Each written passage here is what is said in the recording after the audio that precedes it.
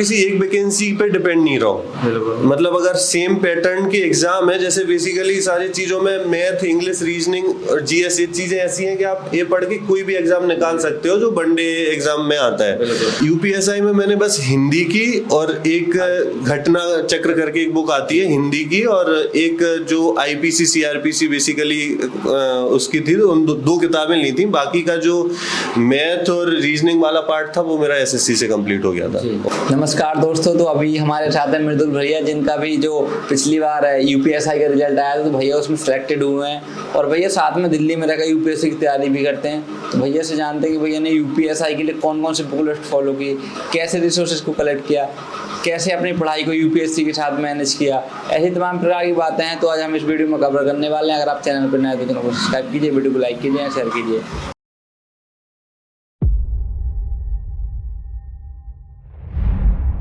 तो सबसे पहले भैया आप अपना एजुकेशन बैकग्राउंड बताइए। मैंने बीटेक करा है मैकेनिकल इंजीनियरिंग से, 2019 में मैं पास आउट हुआ जी। और जैसे कहाँ से आपको आइडिया आया कि दिल्ली में मैं जाऊँ, दिल्ली में रहूँ और तैयारी करूँ यूपीएससी? आपने बीच में एसएससी की आपने बताया था पहले ही करता था, फिर ड्रॉप कर दिया, फिर यूपीएसआई के एग्जाम दे दिया। तो ये सब इतना सारा मतलब अलग अलग गोल पे आपका फोकस और सफलता भी मिली है।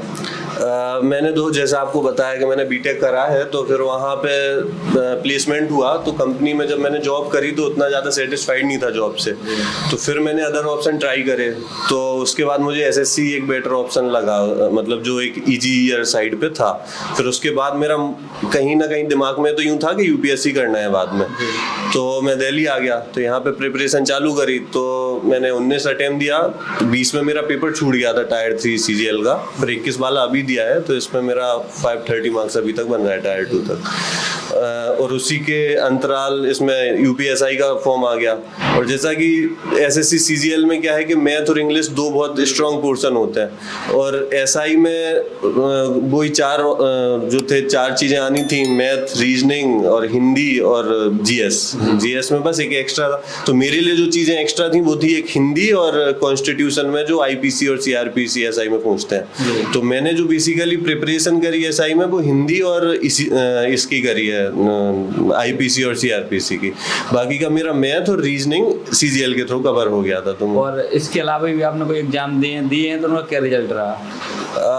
एग्जाम तो मैंने काफी सारे दिए हैं। बाकी का जो मेरा अभी रिजल्ट आ चुका है फाइनल, वो मेरा एक आईसीएआर में आ चुका है, इसका यूपीएसआई का आ गया है, एक ईएसआईसी का दिया था मैंने, यूडीसी का, तो उसमें भी फाइनल हो चुका है। और अभी फिलहाल इन 3 के फाइनल आ चुके हैं, और पेंडिंग में अभी रेलवे के जो दिए थे तो वो अभी पेंडिंग में, उनके 1-2 महीने में आ जाएंगे। तो आप जैसे कि आप बताया कि आपने प्लेसमेंट जॉब छोड़ दी, उसके बाद जैसे आपने एसएससी की तैयारी करी, तो फिर जो यूपीएसआई के लिए तैयारी करी तो वही बुक्स से काम चलेगा कि एसएससी वाली किताबों से काम चलेगा, कि आपने कुछ खरीदा कि हाँ ये यूपीएसआई के लिए मुझे अलग से पढ़ना पड़ेगा? यूपीएसआई में मैंने बस हिंदी की और एक घटना चक्र करके एक बुक आती है हिंदी की, और एक जो आईपीसी सीआरपीसी बेसिकली उसकी थी, उन दो किताबें ली थी। बाकी का जो मैथ और रीजनिंग वाला पार्ट था वो मेरा एसएससी से कंप्लीट हो गया था, और उसमें जो कॉन्स्टिट्यूशन आता है तो वो भी मेरा जो सीजीएल में जीएस आती है उससे मेरा कंप्लीट हो गया था। तो आप दिन में कितने घंटे पढ़ने की कोशिश करते हैं? ऐसा प्रॉपर घंटा तो नहीं है, मैं बेसिकली जो टॉपिक होता है कि आज दिन में इतना कवर करना है तो वो उस हिसाब से करता हूँ कि इतना कवर होना है। अब चाहे वो 4 घंटे में हो जाए या 10 घंटे में हो जाए, इस हिसाब से चलता है। कितने दिनों से आप तैयारी कर रहे हैं? जैसा मैं 2019 में पास आउट हो गया था, तो पहले फिर 3 महीने के लमसम मैंने जॉब करी थी, फिर उसके बाद रिजाइन करके प्रॉपर तैयारी करी। तो हुआ क्या, लॉकडाउन लग गया, तो फिर मैं घर चला गया, तो 1-1.5 साल मैंने घर से करी तैयारी। फिर उसके साथ में मैं दोनों पैरेलल चल रही थी, जैसे साथ में मैं मैथ और इंग्लिश भी पढ़ता रहता था, और साथ में जीएस सिविल सर्विस के लिए। तो अब क्या है कि सीजीएल इस बार हो जाएगा, तो अब प्रॉपर सिविल सर्विस का देखूंगा। तो आपने सोचा पहले कोई जॉब ले लें, उसके बाद फिर यूपीएससी में? हाँ, क्योंकि उसमें क्या है कि अनसर्टेनिटी बहुत ज्यादा होती है, तो इस वजह से मैंने कहा पहले एक जॉब सिक्योर करना बहुत जरूरी है। भैया जैसे बात करें, आपने जैसे यूपीएसआई के लिए बताया, तो इसका वैकेंसी देखा तो काफ़ी फ्लक्चुएट रहता है कि आता है 2 साल 3 साल में आता है, ऐसा आता है। हाँ, पिछली वैकेंसी की जैसे 2017 में आई थी, उसके बाद 2021 में आई। अब नेक्स्ट अभी अपन कुछ कह नहीं सकते हैं कि कब आएगी। हाँ। तो जैसे कुछ स्टूडेंट पढ़ते हैं तो उन्होंने सोचा अभी तो वैकेंसी है नहीं, पढ़ लेंगे, तो उनके लिए आप क्या कहना चाहेंगे? मतलब ऐसा है कि आप किसी एक वैकेंसी पे डिपेंड नहीं रहो। मतलब अगर सेम पैटर्न की एग्जाम है, जैसे बेसिकली सारी चीज़ों में मैथ, इंग्लिश, रीजनिंग और जीएस, ये चीज़ें ऐसी हैं कि आप ये पढ़ के कोई भी एग्जाम निकाल सकते हो जो वनडे एग्जाम में आता है। तो आप किसी एक एग्जाम पे डिपेंड नहीं रहो, पढ़ते रहो और साथ में जो भी फॉर्म आता है साथ में भरते रहो। बशर्ते आप उसे ज्वाइन नहीं करो। जैसे अगर आपको जॉब प्रोफाइल पसंद नहीं आ रही है, आप ज्वाइन नहीं करो, आपका एग्जाम हो जाएगा तो आप में कॉन्फिडेंस तो कम से कम बढ़ेगा कि हाँ मैंने ये कर लिया, और चीज़ें बहुत ज़्यादा पॉजिटिव माइंडसेट से होने लगती हैं आगे।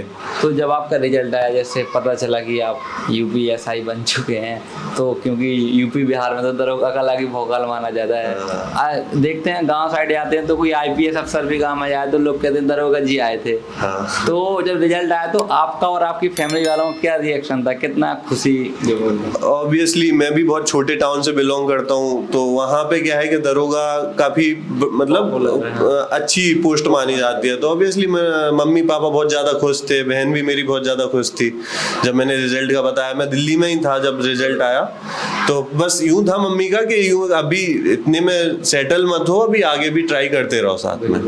तो जैसे कि आपने बताया कि अभी इतना सब कुछ, उसके बाद क्या है भैया, जैसे आप अभी भी तैयारी कर रहे हैं और यूपीएसआई का जब एग्जाम हुआ तो उसका प्रोसेस क्या होता है, प्री मेंस क्या होता है इसका, वो क्वेश्चन कैसे आते हैं, ऑप्शनल आते हैं या फिर लिखना पड़ता है क्या? इसमें अभी इस साल जो हुआ था इसमें तो एक ही एग्जाम होता है जो रिटन एग्जाम होता है। उसमें 40 क्वेश्चन आते हैं 4 सेक्शन के।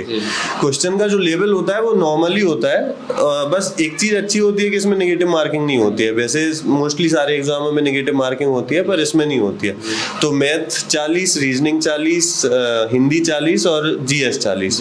तो ऐसा है कि इनमें 4 क्वेश्चन हो गए। उसके बाद जो नेक्स्ट इससे बनती है कट ऑफ रनिंग के लिए।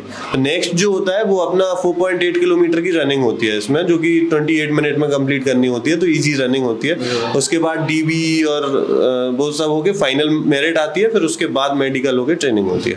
तो इसके अलावा देखा जाए तो बिहार एसआई में तो शायद उनका प्री और मेंस अलग अलग होता है, जबकि यूपीएसआई में एक ही पेपर। हाँ, यूपीएसआई मेरे हिसाब से जो सब इंस्पेक्टर की पोस्ट अदर स्टेट के कंपैरेटिवली सबसे इजी है लेने के लिए, क्योंकि इसमें एक ही एग्जाम होता है। अदर स्टेट जैसे राजस्थान में इंटरव्यू भी है, पर इसमें नहीं है। तो मेरे हिसाब से UPSI is a good option to take. वो ये बात करें तो कितने मतलब आप जैसे आपका वैकेंसी का आपने फॉर्म फिल करा तो कितने महीने पहले आपने बिल्कुल एकदम यूपीएसआई पे फोकस करना शुरू कर दिया? कितने महीने का तो मैं ऐसा कह सकता हूँ, हम एक चीज देख सकते हैं कि अगर कोई यूपीएसआई का जैसे वैकेंसी आया और नोटिफिकेशन के बाद फॉर्म फिल कर दिया तो अप्रोक्स तैयारी के लिए कितना टाइम चाहिए? हाँ, एक जो एवरेज स्टूडेंट है वो अगर 6 महीने अच्छे से तैयारी करे, मतलब अगर वो डेली डेडिकेटेड माइंड से 6 से 7 महीने अगर तैयारी कर ले तो एग्जाम फिजिबल है, निकल सकता है जी। तो भैया जैसे देखते हैं कि फर्स्ट इन्वेस्टिगेशन जैसे कुछ भी क्राइम हो जाए, कुछ हो जाए, तो सबसे पहले एसआई ही करता हूँ आगे। तो काफ़ी मतलब वो खतरनाक जो बोलते हैं ना, उसको जॉब को मानते हैं कि भैया पहले जा रहा कोई क्राइम हो गया तो क्रिमिनल से निपटना है, सबसे पहले एसआई जाएगा। तो तमाम प्रकार के लोग कहते हैं नहीं ये जॉब नहीं लेनी चाहिए, और भी ऐसी चीज़ें मतलब होती हैं।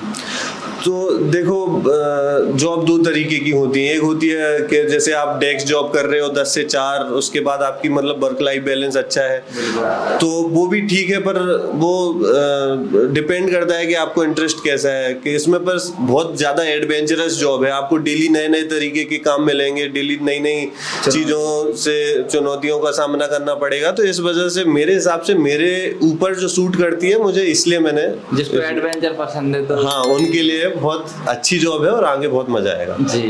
तो जैसे कि जो एस्पिरेंट तैयारी कर रहे हैं या फिर जो करना चाहते हैं तो वो कैसे पढ़ाई कर रहे हैं? जैसे कि आपने बताया कि एसएससी वाला ही लेवल है, सेम वही चीज़ें, कुछ किताबें जैसे अलग हैं, तो कैसे पढ़ाई कर रहे हैं? हाँ, तो जैसे मैथ के लिए आप अगर कोई पहले से प्रिपरेशन कर रहे हो ऑलरेडी किसी एग्जाम के लिए, तो आप मैथ उसी रूटीन में रखो। कोई भी एक टीचर को पकड़ लो, मैथ बिल्कुल एवरेज आती है, कोई भी टफ ऐसा क्वेश्चन नहीं आता है। टाइम भी बहुत मिलता है, 2 घंटे में 160 क्वेश्चन करने होता है, तो जो कि सफिशिएंट टाइम होता है करने के लिए।